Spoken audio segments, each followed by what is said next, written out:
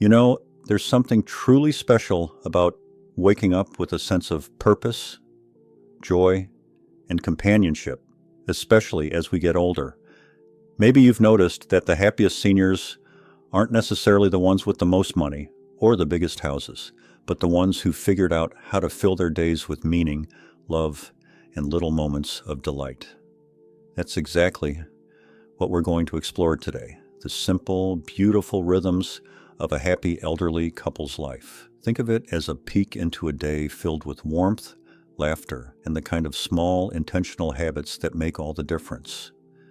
Whether you're married, partnered, or simply dreaming of a fulfilling life in your golden years, this is for you. So let's start at the very beginning, the morning. For George and Martha, a couple in their late 70s who've been married for over 50 years, their day doesn't begin with rushing or stress. No, their secret is starting slow.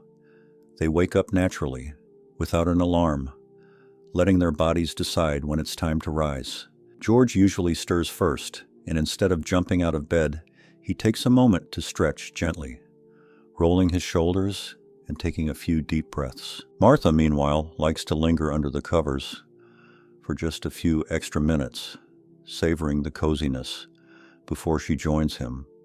Now you might be thinking, that sounds lovely, but what if I can't sleep in? That's okay. The key isn't the exact time they wake up. It's the way they wake up. No frantic scrolling through phones, no blaring news first thing, just quiet, just peace. After they're up, they move to the kitchen, where George puts the kettle on for tea while Martha slices some fresh fruit, maybe a banana or a handful of berries. They don't fuss over a big breakfast, but they never skip it either. It's a small ritual, really. Sitting together at their little kitchen table, sipping tea and talking about nothing in particular. Sometimes it's the weather. Sometimes it's a memory from years ago. But it's their time, and it sets the tone for the whole day. And here's something George told me that stuck with me. Mornings aren't for hurrying. They're for remembering how lucky we are to have another day together. Isn't that a wonderful way to think about it? After breakfast, they take a short walk around their neighborhood. Nothing strenuous, just a leisurely stroll, holding hands when the sidewalk is wide enough. They nod at neighbors, stop to admire a blooming flower in someone's garden, and breathe in the fresh air. Martha says it's her favorite part of the day because it's when she feels most connected to George, to the world around her, and to herself. Now, I know what some of you might be thinking. Walking? Every day? What if my knees aren't what they used to be? Here's the thing. It doesn't have to be a walk. Maybe for you, it's sitting on the porch with a cup of coffee, watching the birds. Maybe it's a few gentle stretches in the living room. The point isn't the activity itself. It's the intention behind it. It's about starting your day with something that makes you feel alive. And that's the beauty of George and Martha's routine. It's not about rigid rules or pushing themselves too hard. It's about savoring the little things. The warmth of a teacup in their hands, the sound of each other's laughter, the simple pleasure of moving their bodies in a way that feels good. After breakfast, they take a short walk around their neighborhood. Nothing strenuous, just a leisurely stroll, holding hands when the sidewalk is wide enough. Of course, their morning is just the beginning, because after that walk, they come back home, and their day unfolds in the most lovely, unhurried way. After their morning walk, George and Martha return home, feeling refreshed and ready for whatever the day brings. Now, you might wonder, what do they do next? How do they fill their hours without falling into boredom or loneliness? Well, that's where the magic of small, meaningful habits comes in. For them, the late morning is all about doing something worthwhile, not because they have to, but because they want to.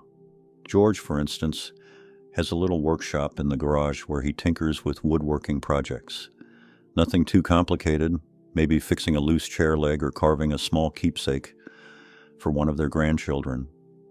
He says it keeps his hands busy and his mind sharp, and there's a deep satisfaction in creating something with his own two hands.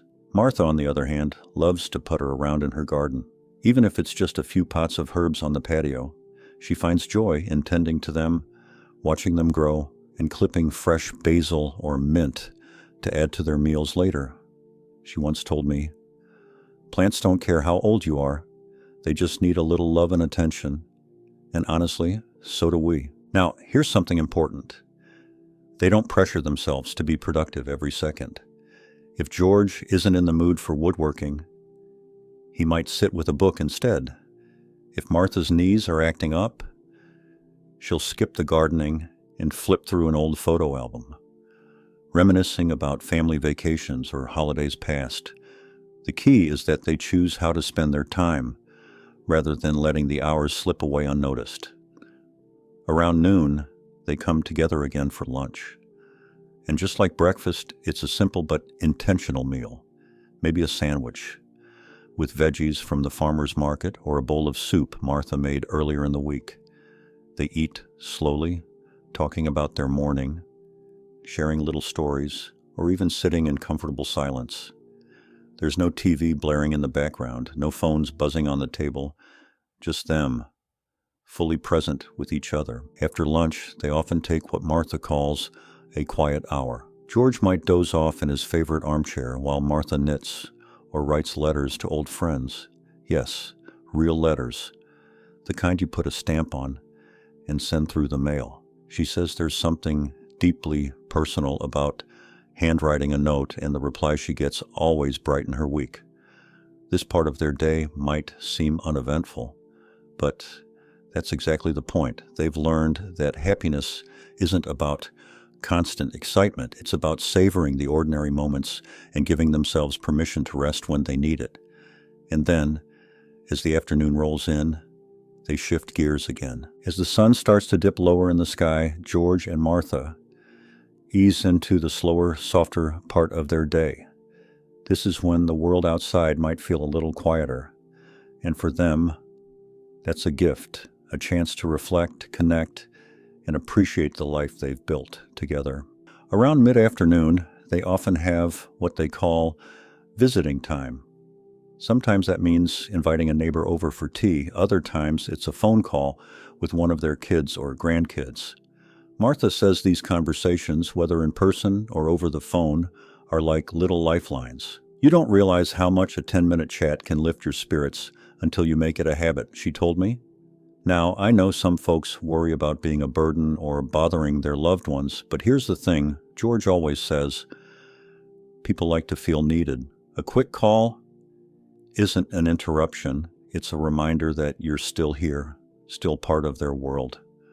And he's right. Those small connections keep relationships alive, even when miles apart. As evening approaches, they cook dinner together. Nothing fancy, maybe roasted chicken with vegetables, or a simple pasta dish. The act of preparing a meal side by side is something they've done for decades, and there's a rhythm to it now. George chops, Martha stirs, and they steal little moments. A kiss on the cheek, a shared laugh when one of them forgets an ingredient. It's not just about the food, it's about the togetherness. After dinner, they might sit outside if the weather's nice, listening to the evening sounds and watching the stars come out. Or if it's chilly, they'll curl up on the couch with a classic movie or a favorite TV show. Sometimes they'll play cards or work on a puzzle. George jokes that Martha always wins at rummy, but he lets her because he loves the way her eyes light up when she does. And then, as bedtime nears, they have one last ritual: gratitude. Before they turn out the light, they take turns naming one thing they were thankful for that day. Some days it's big, like news of a healthy grandbaby or a visit from an old friend. Other days it's as simple as the way the sunlight came through the window this morning, or that slice of pie we shared after dinner. That, right there, might be their real secret, not just to a happy day, but to a happy life. They don't take a single moment for granted. They've learned that joy isn't found in some far-off, perfect future. It's right here, in the ordinary, everyday things, if only we pause long enough to notice. So, as we wrap up, I'll leave you with this. You don't need a dramatic change to live a fulfilling life after 60, 70, or beyond. Like George and Martha, you just need to embrace the small, beautiful rhythms that make each day worth waking up for. What about you? What's one little ritual that brings you joy? Share it in the comments. I'd love to hear from you. And if this video resonated with you, don't forget to like and subscribe for more stories and tips on living your best life at any age. Here's to finding happiness in the everyday. Until next time, take care and keep savoring those precious moments.